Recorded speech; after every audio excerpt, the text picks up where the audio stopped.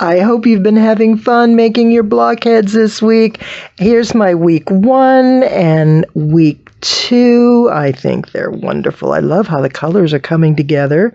Here's week 3. Oh, and an alternate week 3, my little block.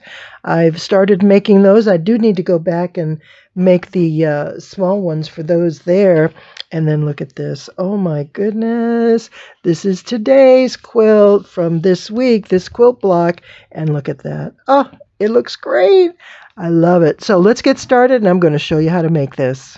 And here's this week's blockhead, blockhead 5, and this is block number 4. And it's called the Morning Star. And I love this, the way it has an outline around the star. It really makes it stand out nice and bold. It's a pretty basic pattern. It has your squares in the corner, and they have a little bit of a, not unlike a log cabin, trim around them that just brings in some great color, but we have some flying geese and a nice big center block. I think you're really going to like this. Make sure you download the free pattern. But I want to show you what I have started here. I have my center block, which looks wonderful. Remember the strawberry lemonade fabric? Yep, there's still little bits of that left over that I'm using. And then let's see, we have this one. And this one, isn't that pretty? Do you see this coming together? Now what's fun is putting in our flying geese, because this is where we really get some dimension to our block. But I want to show you and remind you how to make the no waste flying geese. If you remember, we take our large square and then we use 4 smaller squares. Draw a line down the small squares, just like this one. There it is, right there. You can just barely see it. That chalk is wearing off, but it is there. And I sew one block and I put the second one underneath, come to the other side, turn around and go back. That's the first step. Now, once we do that, we cut our blocks in half. Here, let me show you. We'll do it right here. And we're going to cut our block right down the middle. And this is where we are. But how does that become a flying geese? Well, you've probably seen me do this a time or two. At this point, I would press this to hold it in place. And I want to press it towards the small blocks. And what we do then is bring our marked square, let me find, there it is, and place it right here. Now, you want to make sure it's right in the corner that's nice and square, that these points are even, because we're going to come through and sew this. We'll come down one side, across, and then back. Now, you want to make sure that these points are right where the seams fall. So this center point of the square needs to be right in the middle of those 2 pieces that we cut. And then we're going to sew, and this shows you where your seam allowance is.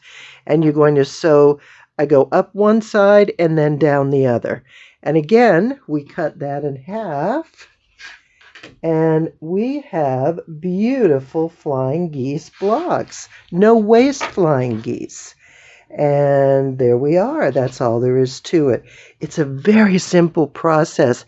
And the pattern has a fantastic diagram showing you exactly how to do it.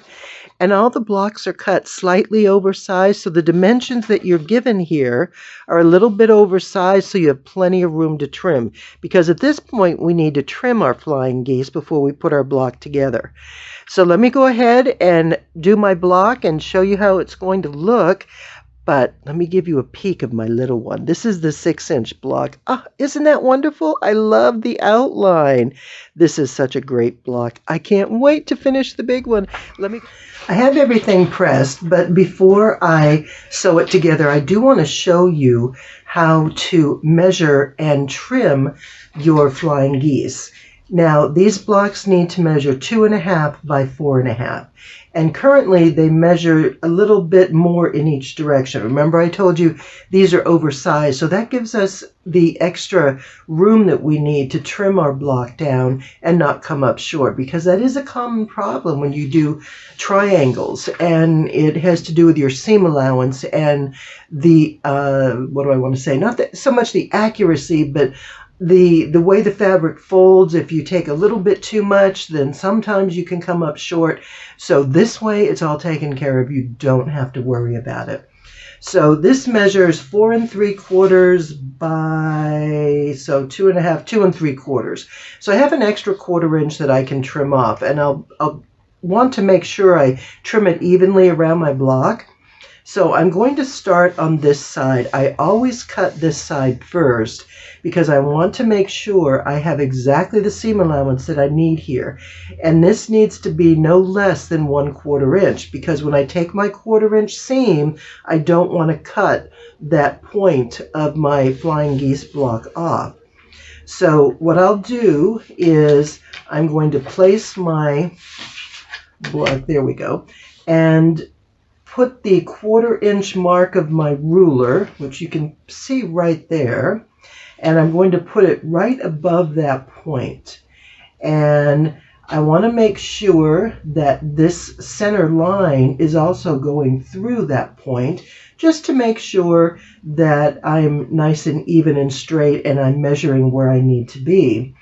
Now, the next thing we're going to do is cut this off.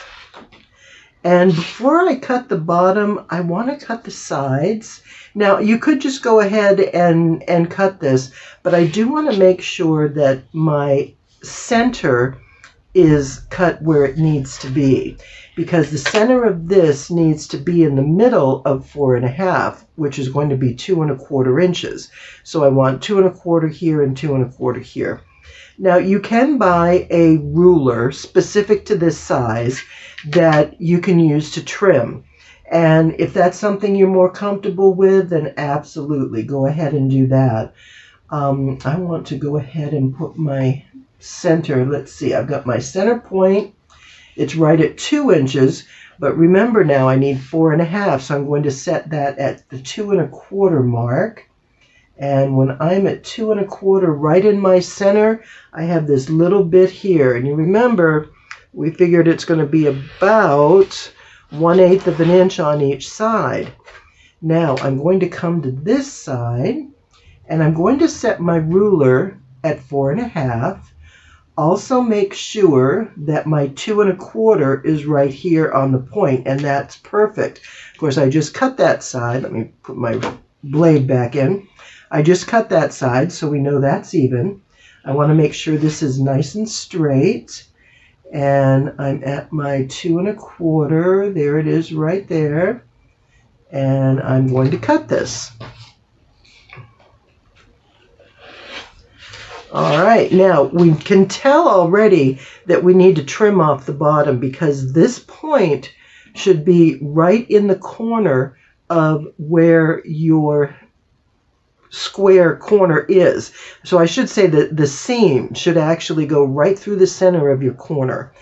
And so we're going to trim this. You know, one other thing to talk about while we've got this here, you see how this bows? That'll happen when you cut a block on a bias. And you do have to be careful. And sometimes what I'll do is I'll make sure I don't cut too much of that middle. I'll kind of hold my block, and I just don't want to trim too much.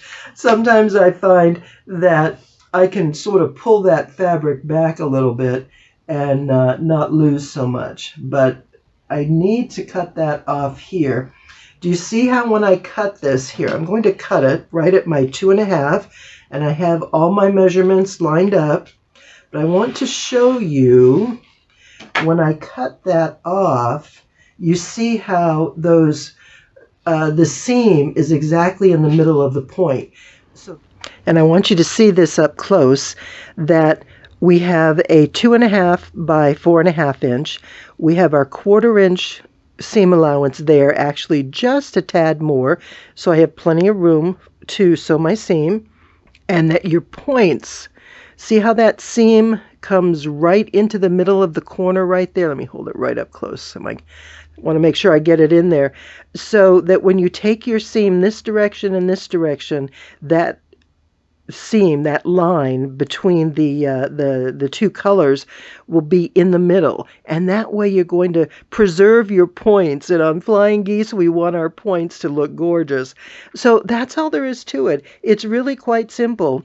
Once you know the dimensions, you want to take your block 2 and you work from the center out, because we want this point to be right in the middle, and then everything else will line up.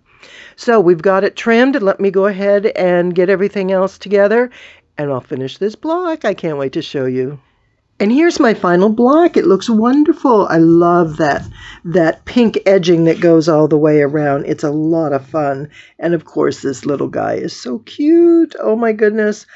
This just really turned out well. I'm excited. Let me show you what the others look like. Oh my goodness, these are all going to be beautiful together. And so I have 4 made, and I have a couple little ones.